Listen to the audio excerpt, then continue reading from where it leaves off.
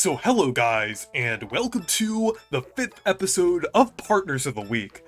We're only a couple weeks away from the remake, and I am beyond excited. Today, I will be showcasing Vivian, the 5th partner of Paper Mario: The Thousand Year Door. Vivian is definitely my favorite partner, and she's actually my favorite video game character of all time, tied with Kirby. She just has a great personality, and is one of the most interestingly developed characters in the Paper Mario series. I also really like her design due to how unique it is, while still fitting in with the general Mario style. In the story, she starts off on the side of the villains as she was a part of the Shadow Sirens, but she eventually leaves and joins Mario due to her abusive sister Bob-omb. It's satisfying to see her stand up for herself and become more confident. She's just a great character in general, and I really want to see her appear in more games in the future. Design-wise, Vivian is very memorable. Similar to Flurry, she's not directly based on any existing Mario species. Instead, she's a shadow creature, similar to her sisters Bob-omb and Marilyn. Overall, I think her design is great, and it feels very Mario-esque, despite being very unique and original. Visually, she is purple, has pink hair, white gloves, and a red hat. Her red hat is actually a clever design, as it fits in with her abilities of using fire. This is similar to Bob-omb, who has a blue hat matching her ice abilities, and Marilyn, which has a yellow hat matching her thunder abilities. Vivian also has another interesting attribute of not being able to leave the ground. Rather than jumping, she just stretches her body more since she's a shadow. This can have some interesting effects, as when you're on top of a ledge, and Vivian is still on the floor below, she's just really long and stretched out. So overall, design-wise, Vivian looks pretty great overall. Along with her amazing design and interesting story and character development, Vivian is a great partner to use in the overworld as well as battle.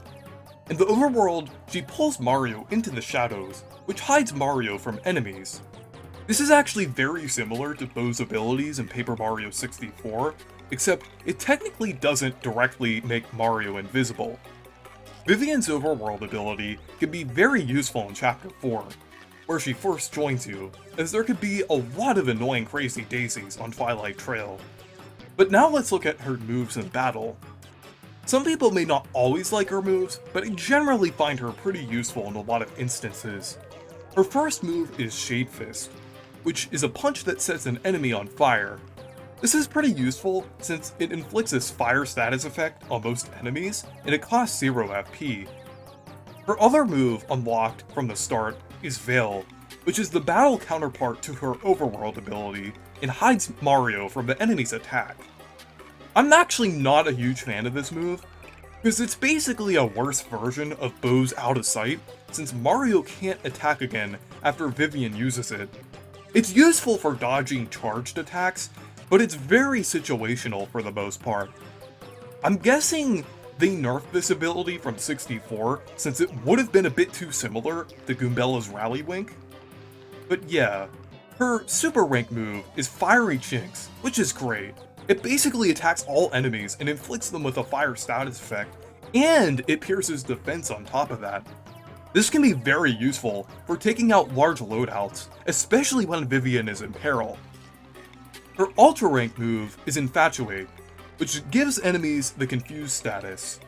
Definitely not the most ideal move, but it's pretty funny sometimes. However, it can be very useful in Infinite Pit, but that's not vanilla, so it doesn't really count. So overall, Vivian is very good in battle due to her Shade Fist and Fiery Jinx, which can be pretty fun and useful. But now that we've looked at her abilities, Jamie, or Fawful the Great 64, will discuss her story, along with some interesting facts. Hello, hello, hello. I'm Jamie, also known as Fawful the Great 64, and I'm a longtime classic Paper Mario superfan. I'm here to talk about one of my favorite party members in the series, Vivian. She's the 5th party member to join Mario in TTYD, and has made a few minor cameo appearances since then. In Super Paper Mario, she appears in a framed photo in Mario's house, as a figure in Fort Francis, and as a catch card obtained as a reward for completing King Sammer's Duel of 100. She's also made a couple appearances in the Super Smash Bros. Series, as a sticker in Brawl and a spirit in Ultimate. An unused design of Vivian reveals that at one point she was meant to have a flame on the tip of her hat. Vivian's story begins in an antagonistic role, as a member of the Shadow Sirens working alongside her sisters Bob-omb and Marilyn to hinder Mario.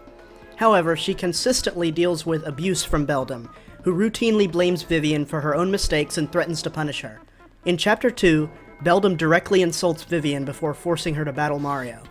The Shadow Sirens return in Chapter 4, on a new mission to destroy Mario. After more abuse from Bob-omb, Vivian finds herself alone, where Mario finds her. Since she is unaware of who he is thanks to Desmond stealing his identity, she helps him after he shows her more kindness than Bob-omb ever did. Upon Desmond's defeat, Vivian decides to permanently join Mario and abandon her sisters.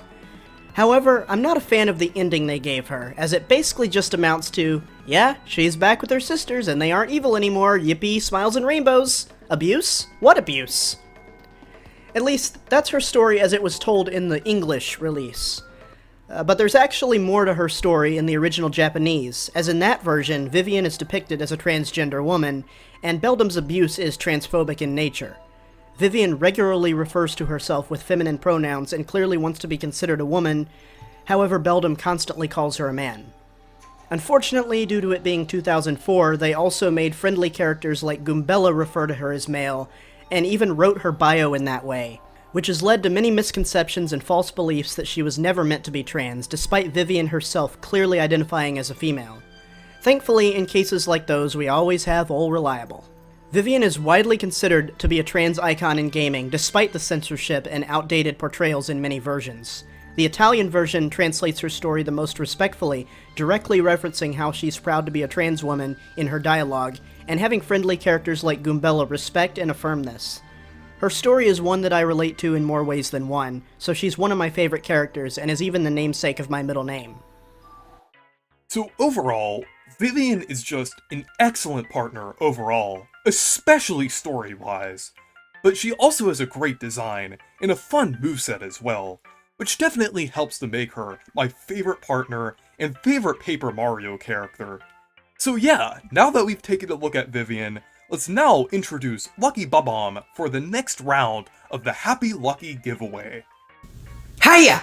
I'm the Lucky Bob-omb for the 6th round of the Happy Lucky giveaway. As a reminder, to enter, you'll need to answer one of the questions. The first place winner will receive a copy of the Thousand Year Door remake, and the second place winner will receive a custom Paper Mario amiibo. Yeah, this week's question: what would you do if a ghost stole your name and body? Leave your answer in the comments below, and good luck!